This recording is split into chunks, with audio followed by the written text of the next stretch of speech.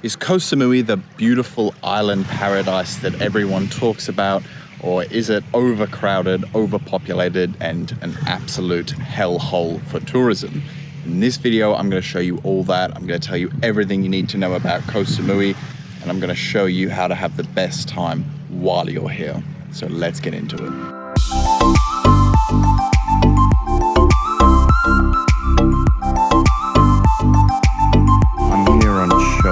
Beach, and wow, look at that sunset. It could be a bit better, the clouds could go away, but nonetheless it's so cool. You can even see all the big villas and developments up there. Nice view they'd be getting right now, I'm sure, but so beautiful that, you know, you can come to a place like this, watch the sunset, there's like literally no one here, which is crazy considering it's Chaweng Beach. And by far one of the best parts about staying here in Koh Samui is the nature is just absolutely incredible. You know, I come here maybe once a week to watch the sunrise, and it's just an awesome way to start the day and start the morning, and especially if you live close to here, it's a added bonus. And speaking of nature, I've come to the waterfall that I've forgotten the name of, because I actually don't have cell service at the moment, but wow, look at that. So awesome that you can see all this incredible nature. This is only one of several waterfalls in Koh Samui, and there's not one other tourist. You can see it goes further from there, but yeah, so crazy, so beautiful. Crazy you can see all the way up into the canopy rather. And it just goes down and down and down and down and down. Oh wow. And as cool as the nature is here in Koh Samui, it's certainly not the only thing there is to do. It's a really built-up island with lots of infrastructure. There's an international airport, which is super convenient. There's an immigration office, which means if you want to extend your stay longer here than 60 days, you absolutely can. It's a super easy process. But on top of that, there's also a ton of great options for eating out and for lunch. And after this hike, I'm gonna need some lunch, so let's go get some. And for lunch, I've come here to Bar Baguette. Obviously gotta start off with coffee, but it's a really cool venue because it's actually on Boput Beach, so as such we can see Koh Phangan. That's obviously the very famous restaurant Coco Tams there as well, and obviously it's right next to the night market, so it's a really cool location to eat out. For lunch itself, I got avocado, egg and toast. Very lovely, but yeah, to eat really good healthy food like that with a view like that is really awesome. It's a great way to enjoy a meal. And yeah, this place is slightly more expensive than you normally have to pay for things here in Samui, but you obviously pay for the venue and the view. I actually don't live very close to here at all, so it's really cool to be able to drive to Boput every now and then. And speaking of driving, it's important to talk about transportation. For the 2 months that I'm spending here in Samui, I got the Yamaha NMAX, which was pretty affordable, but it's great to have a bigger bike to traverse the not so awesome roads of Samui at times. But if you don't want to drive, that's absolutely fine. There's lots of grab cars and grab taxis on the island, but they're not the cheapest thing in the world, so if you use them a lot, it can add up. But speaking of driving, I think it's time that I drive and show you where I'm staying, so let's go now.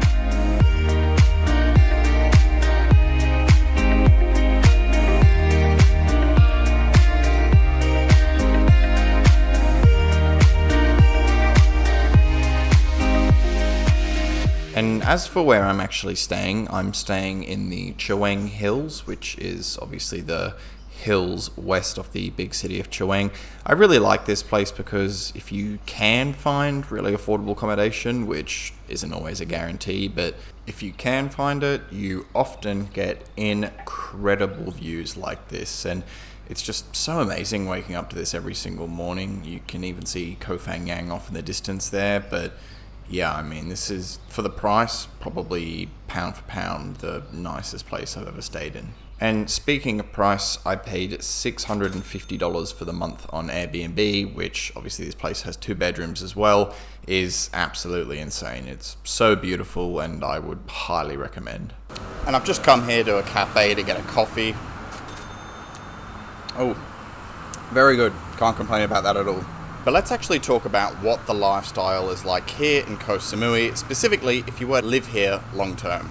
First of all, the weather, and there's 3 main seasons to Koh Samui. The dry season is from December to February. During this time, you'll see super sunny, lovely beaches, great for diving and snorkeling, things like that. But this is when prices are highest and their crowds are the biggest. And personally, this is not the time I like to visit. The hot season, which I think is the best, which is from March to August, you'll see obviously the hottest temperatures, but you will see a little bit of rain here and there. But for the most part, the weather here in Koh Samui will be hot and humid, which is just how I like it. Then there's of course the rainy season from September to December.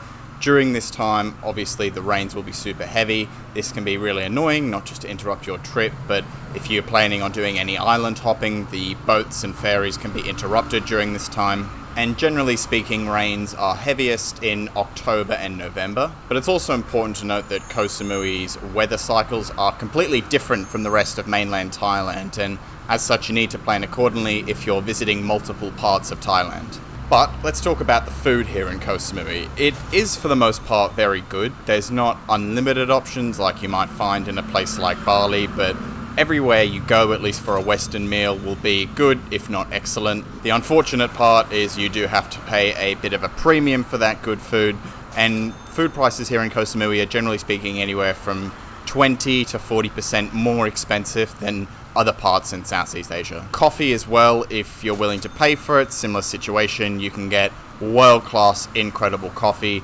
But generally speaking, most places do okay coffee for okay price, I guess. When it comes to actually working here, personally, I think cafes are absolutely fine for working in. I personally like to work at my home a lot as well. But there are also some co-working spaces and even some hostel co-working spaces, which I've never tried myself, but I've heard from other people that they're really good experiences. Activity-wise, there's endless things to do here in Koh Samui. Personally, one of my favorite things to do here in Koh Samui, and something that's free, is just to get on the back of your motorbike and explore a new and different part of the island that's probably completely untouched by other tourists. But if you did want some other activities to do, there are tons of water sport activities that you can hire and rent on Chaweng Beach, as well as countless other activities.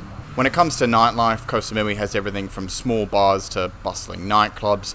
My personal favorite thing to actually do on a night out, however, is to start at the Chaweng Beach entrance, or the main Chaweng Beach entrance, and walk your way up towards the Ark Bar, stopping off at a few bars along the way and having a sort of a bar crawl that you can then eventually reach the Ark Bar and even walk to the Green Mango and have a good time there. I think that's definitely the most fun I've had in Koh Samui from a night out perspective. When it comes to the actual people that you'll meet in Koh Samui, the crowd is definitely a bit younger than other digital nomad spots in Thailand or indeed Southeast Asia. The only thing I'll say to that is most people, generally speaking, aren't here for a long time. They're here for a week, maybe some people for a month. And I've also noticed, oddly enough, that most of the people that are here really long term seem to be either Russian or Belarusian or, from that part of the world. Which I definitely knew that was a big community here in Thailand and Koh Samui, but definitely surprised me quite a bit. Overall, there are obviously digital nomads here long term, but because it's such a big island, everyone's sort of spread out a bit, and I don't know, it's just, I think if you're not staying in a really central location, it can be a bit hard to meet people, I think. But overall, would I recommend Koh Samui as a destination?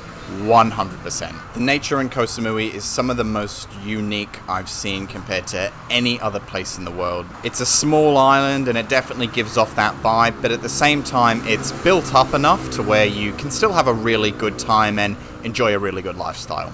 As for me, whether I'll come back to Koh Samui, I definitely will. I think next time if I was to come here, I'd want to stay somewhere that isn't the hills of Chaweng. Perhaps maybe staying somewhere like Crystal Beach or Lamai could be a good change. I was there for 2 months overall, and definitely by the end of the second month, I was quite bored of Koh Samui. So if you're going to stay there long term, maybe you could stay like 1 month in Chaweng and 1 month in Lamai, switch it up a little bit. I think doing that would definitely ensure you have the best time on your trip. But overall, I definitely think it's a good place to come long term, to spend anywhere from like 1 to maybe 3 months there. But would I want to live there personally? Probably not. It's just too small, and there's not enough people actually staying there long term to, I think, build a really strong community and have a really good time there. But thanks so much for watching. If you did enjoy this video or you did find it of value, make sure you like and subscribe, and I'll see you in the next one.